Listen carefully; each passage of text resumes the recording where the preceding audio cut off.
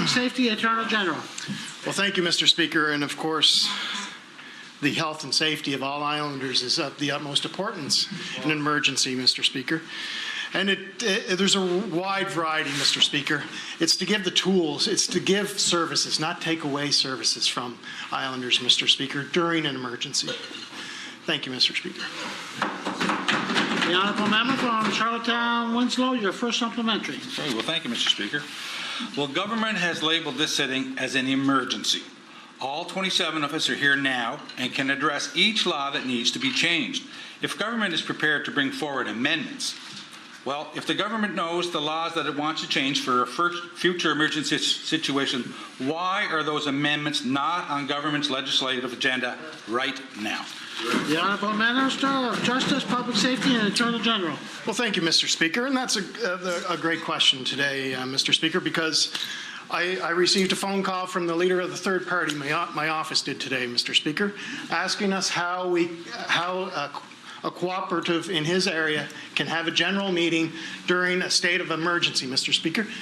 They can't because we're under a state of emergency. But if we had the amendments made that we could change that so the members co-op could have a meeting during a state of emergency, these are the sort of things that we are looking for, Mr. Speaker. The Honourable Member from Charlottetown, Winslow, your second supplementary. Well, thank you, Mr. Speaker. It's really good to hear that the Minister has one on his radar. And anyway, Minister, you are the government of collaboration. The Premier has said this over and over again, that he will do things differently. It wasn't the last one. Minister, I would urge you to bring forward the pieces of legislation that require change, just as the one you mentioned.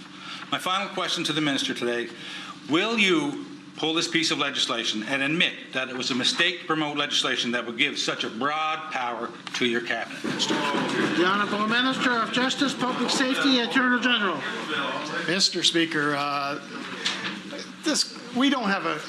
as I have said in the debates that we've had great debates here, Mr. Speaker, great debates. And this isn't a popular bill, and I'm not trying to say it is a popular bill, Mr. Speaker, but it's during an emergency, and we can't predict an emergency, Mr. Speaker. We can't predict an emergency. We can plan for one, but that's all we can do, Mr. Speaker. We do not have a crystal ball, Mr. Speaker, and I look forward to the debate this afternoon. Thank you, Mr. Speaker. The Honourable Member from Morel.